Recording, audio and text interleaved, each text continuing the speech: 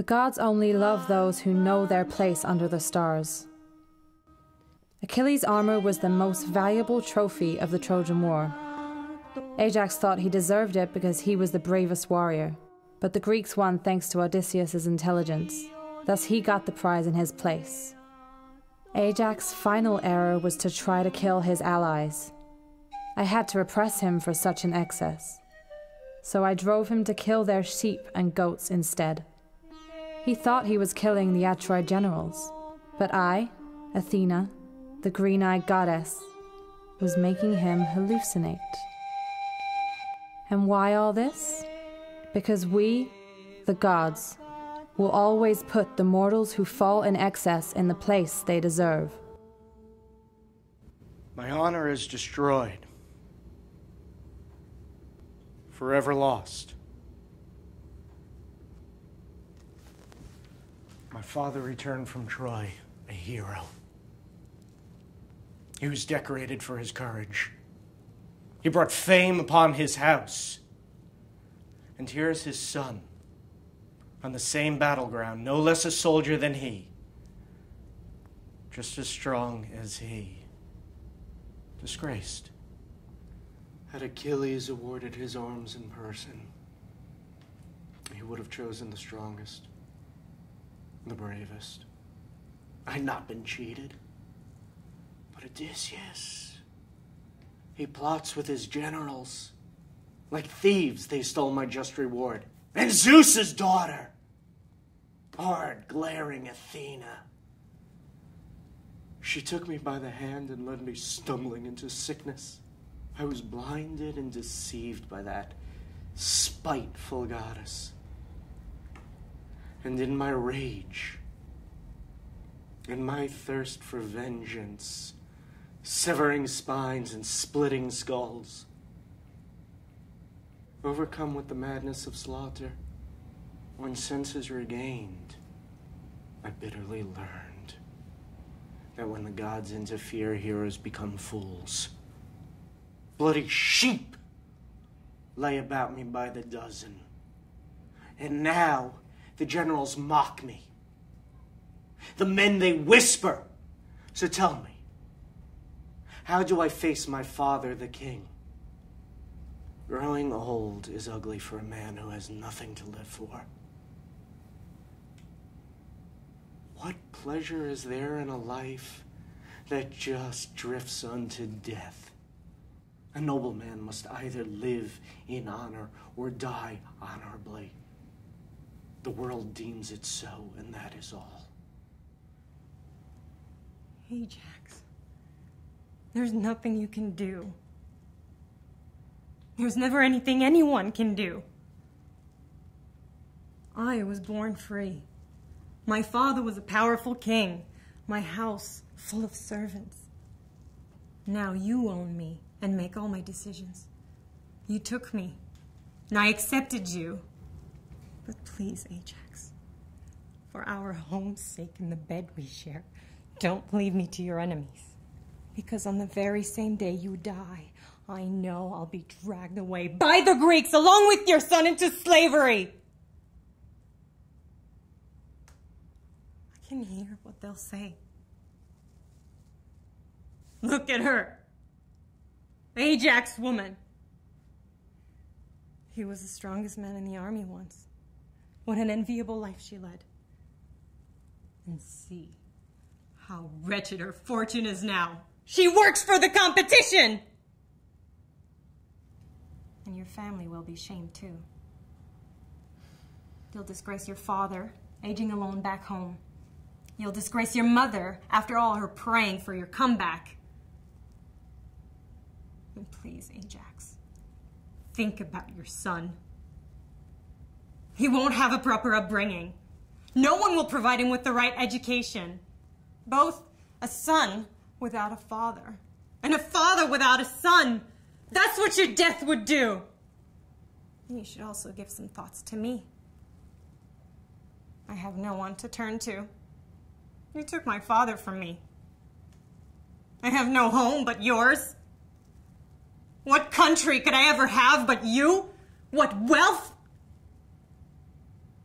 My whole life is in your hands. A man should always remember the pleasure he has enjoyed. Favors deserve a favor in return. But if he meets with good and let the memory fade, such men cannot be counted noble anymore.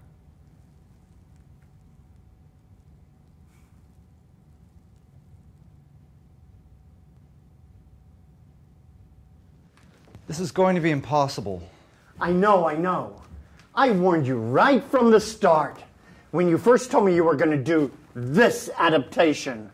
Ajax is the most unadaptable of the tragedies. It just doesn't fit in today's values. Yes, but still, I guess I shouldn't worry too much about that.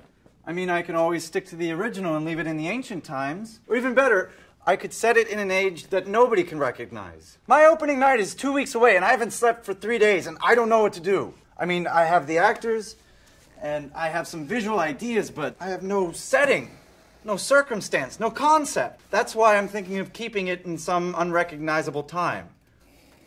The specific greatness about Greek tragedies is that they represent archetypes. They resist the passage of centuries because they depict the deepest aspects of the human soul. I agree with that. But even so, what's the point of repeating the same exact thing? You have to give this production of Ajax a contemporary dimension. Something genuinely extraordinary and new. Something so exciting. An artist has to redeem himself and the rest of humanity in each of his works. There are already enough superfluous things in the world. Why add more confusion to the confusion? When nothing really exceptional can be conceived, it's just better not to create. But I guess that's what I want to do here. I want to do something exceptional with Ajax. I just need some ideas, some theory, or some advice on how to pull this thing off. You're a freaking professor of drama and literature at Columbia University. You've written books about tragedy. I'm sure you can give me some advice on how to pull this off. Or some theory. Nothing's more practical than some good theory. What do you mean? I'm not going to save your play just like that. If you think it's so easy, just put Ajax as some American vet returning from Afghanistan or Iraq. Yes, I know, I could do that. Listen, you have to do an adaptation that is meaningful to our times. Not just take the structure of an old play and put it in the same circumstances as in the present. An American vet from Afghanistan? That's so simple-minded. Let's go to the core. What is tragedy? Tragedy is... Let me tell you something. Tragedy is all about moral conflicts with no solution. It's about living in a world where some higher power can be blamed for the incomprehensible pain that human beings are condemned to endure each and every day. Okay, so what's the formal feature that makes tragedy unique? It's all about tempo, timing. Tragedy is all about tempo. It's a problem that must be solved within a limited amount of time. And that's why each decision is so dramatic. If you pour too much time on tragedy, you could even end up in a comedy. So you think tragedy is all about time? It's about unsolvable problems. In the end, it just boils down to paradox. So what's your advice? Everything you say sounds good, but now I'm even more confused. Unless you give me some really good frickin' advice, this opening night is going to be a disaster. So tell me, what do you think could lead a man like Ajax to commit suicide today? I don't know. Okay. This isn't helping. Thank you, Robert. See you tomorrow.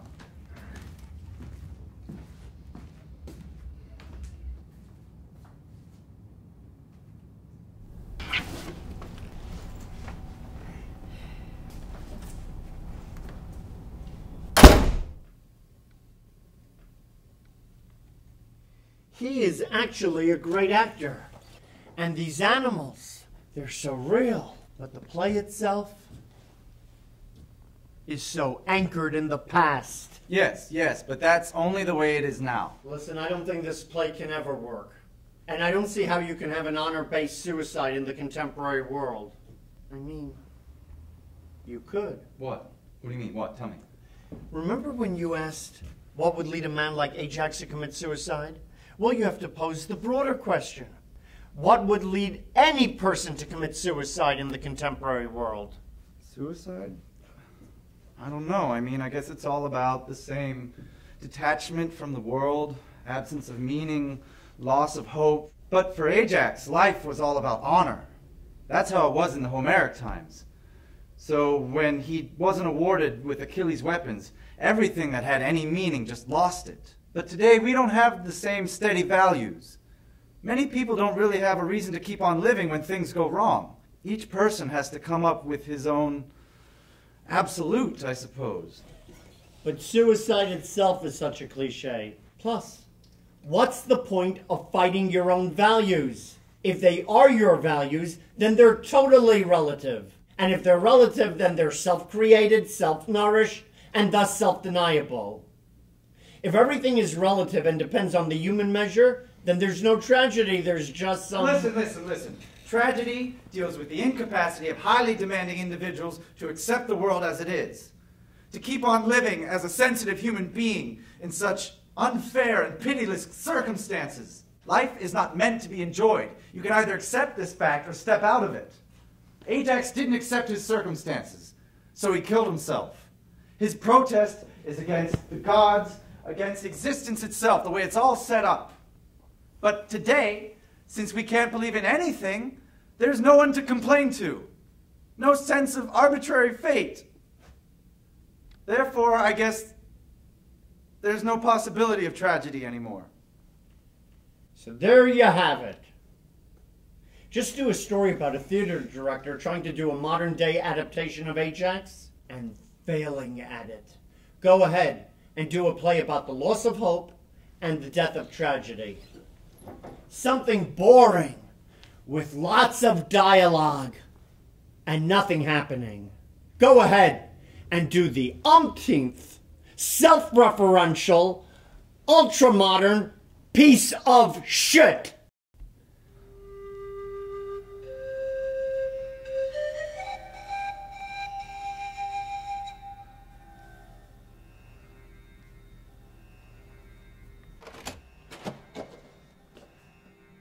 You shouldn't take life so seriously.